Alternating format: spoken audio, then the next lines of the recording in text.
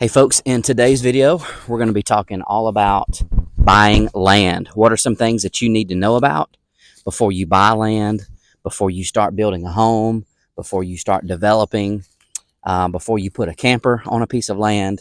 We're going to be talking all about that. It's been very popular the past couple years. We've had a lot of our clients who have sold their houses, right? Record home prices. They sold, they cashed out, they bought some land. And I want to tell you some things that you should consider before you look at doing that. But before we get into today's video, I'm Phil Duke Jr. with Living in Tuscaloosa County. Thanks for checking out my YouTube channel.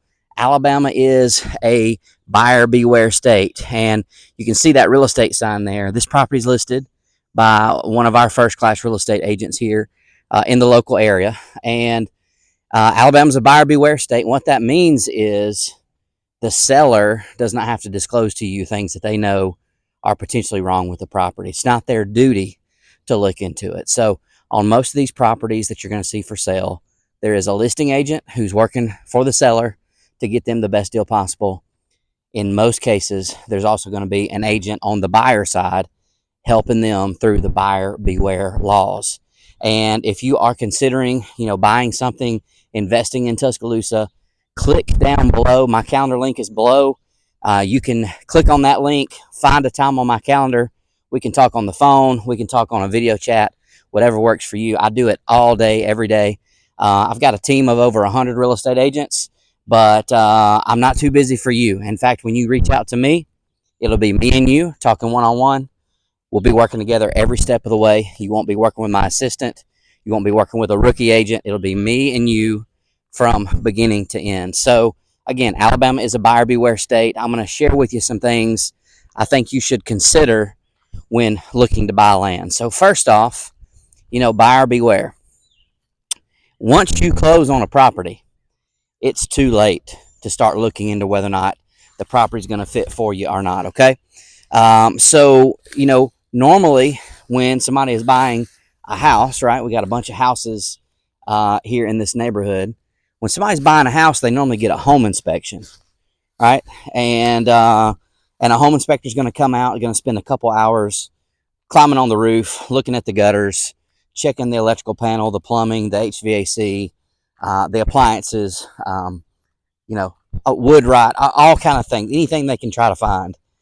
And a lot of people think when you're buying land, well, there's nothing to inspect, so I'll just buy this land and I'll just go out and do what I want to do with it. And my friends, I'm here to tell you, there's a lot more that goes into buying land than what you might think. So there is not on this piece of land that's for sale right here behind me. All right, it's very, very wooded, very thick. I'll talk about that in a minute. I'm not going to actually walk in there because I don't want to walk on a snake or something while I'm filming this. There are things you need to look into when it comes to buying land. You do want to have it inspected. It's not going to be a traditional home inspection, okay?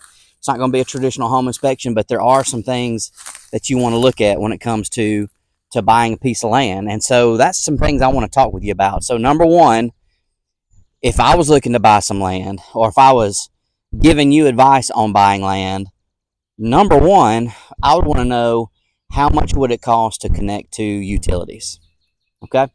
So we can see here in this subdivision behind me that there are there's power lines. I don't know if you can really see that. I was just walking by them a second ago. I'll go back over here. How much does it cost to get power to the property? How much does it cost to get water lines run to the property? You're going to need some kind of system to for your wastewater. All right, when you flush your toilets, when you use your sink, when you use your washing machine, when you use your dishwasher, that water's got to go somewhere. And so you've either got to have a septic tank, or you've got to be in an area like this area that's connected to city sewer. So you can see back here, we've got power lines right here on the property. We've got another pole right there across the street. So here it would be relatively inexpensive, I think, to get power, right? But if you're if you're looking at some of these lots that are for sale, you might see lots for sale for $1,000 an acre, $1,200 an acre, and that seems like a great deal. But I've seen properties like those where it costs $30, $40, $50, $60,000 to get water to it. Okay, you got to get water somewhere, and you got to get power from somewhere. So how many power poles are you going to have to put in? Now, Alabama Power will take on some of the cost for that because they see it as, hey, we'll do some of the work to connect this house to power, because now we're going to get to charge them for a power bill every month.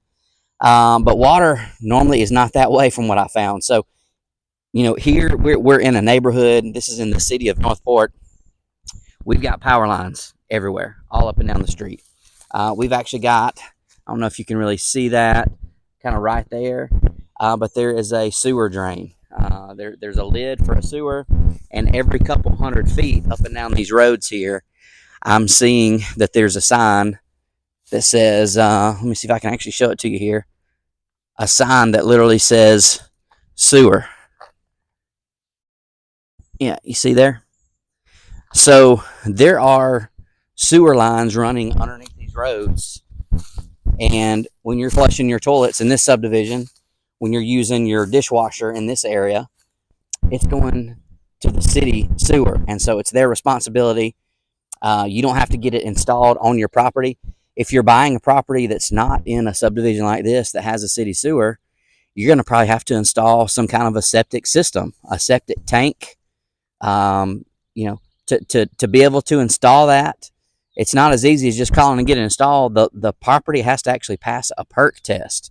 They've got to see, can this soil handle this amount of water going through it, or is it just going to turn into a swampy, boggy, nasty wetlands type area? Okay, so if you're buying a property that is not connected to city sewer, you're going to have to get a perk test. Okay, you're looking at a couple $100 to get a perk test done to see, can you put a septic system? Is it going to be a normal septic tank, probably around $10,000, or is it going to be an engineered or a mound system? Those might be $40,000 or $50,000.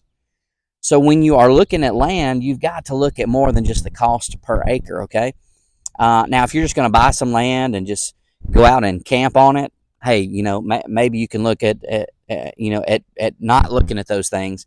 But I would tell you the resale value is going to reflect how hard it's going to be to get those utilities connected. So first thing I would want to find out if I'm looking to buy land is, how hard is it going to be for me to be to get power, water, and some kind of septic or sewer connected. Okay, you got to have those things if you're going to put a house on it. So that's number one. Number two, many lots have restrictions. Right, there's a lot of subdivisions in our area where the house has to be a certain square footage.